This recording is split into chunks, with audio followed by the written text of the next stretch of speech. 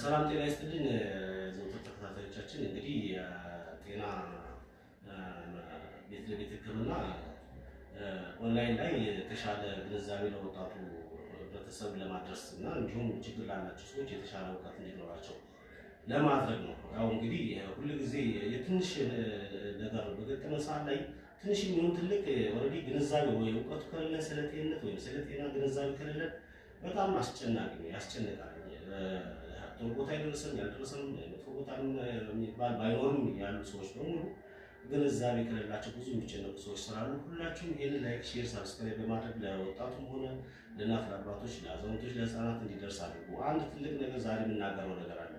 አንድ ሴት ልጅ መውለድ እየቻለች ዘር ፍሬ እያላት ዘር መተካት ማትችል ወይም መውለድ ማትችል ወይም እርግዝና ቢሊላት ይችላል ወይም በባለቤቷም በህክምና ተረጋግጦለት የዘር ፍሬ እያለው ወይ እሷ ሁለቱም ዘር ፍሬ እያላቸው ልጅ እምቢ ይላቸዋል።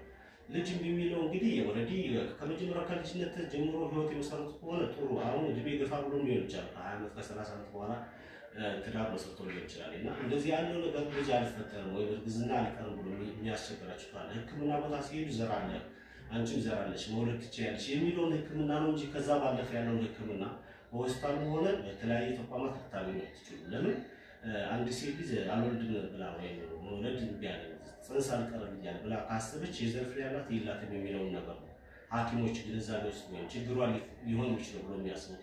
ምርመራ ስታደርግም እንግዲህ ምርመራ ውጤቱ ሲደርስ የዘር ፍሬ ያለሽ መውለድ ትችያለሽ ብሎ ነው። እሱም ሄዶ ሲመረመር የዘር ፍሬ ያለ መውለድ ትችላለህ ነው። ግን ሁለቱ አንድ ላይ ህይወት መስርቶ አንድ ላይ ትዳር መስርቶ ቢኖሩ እያለ ልጅ አልፈጠርም ብሎ ያስቸግራል። ይሄን ነገር እኛ ጋር ነው መፍትሄ ያለው፣ እኛ ጋር ነው መፍትሄ ያለው። ዘር እያለው መውለድ የማይችል ወንድ ልጅ የለም፣ ዘር እያላት ማትወልድ ሴት ልጅ የለችም። እና ችግሩ እኛ ዘንድ መቀረፍ ስለሚችል እያንዳንዳችሁ ላይክ፣ ሼር፣ ሰብስክራይብ በማድረግ ለወጣቱ ጎልማሶች አሁን በእነዚህ አይነት ችግር ውስጥ ለሚቸገሩ ለሚሰቃዩ ወይም የተጣሉ ፍቅራቸው የቀዘቀዘባቸው ወይም ተስፋ ለቆረጡ ለብዙ ነገሮች የተዳረጉ ሰዎች አሉና ለእነዚህ ሰዎች እንድንደርስ ሁላችሁም እንግዲህ ላይክ፣ ሼር፣ ሰብስክራይብ በማድረግ ኦንላይን ላይ የሚለቀቀውን በየጊዜው የሚለቀቀውን ከህክምና ጋር የተያያዘ ግንዛቤ ለመስጠትና የተሻለ ጭብጥ ነገር ለማሳየት ስለምንፈልግ ሁላችሁም ላይክ ሼር በማድረግ ለሁሉም ሰው እንዲደርስ አድርጋችሁ ለሁሉም ሰው እንድታደግ ነው። በጣም አመሰግናለሁ። ዛሬ ደስ ብሎኛል። ደስ የሚል ቀን ነው። ሁላችሁም ደስ ይበላችሁ። ላይክ ሼር ማድረጋችሁ እንዳትረሱ። አመሰግናለሁ።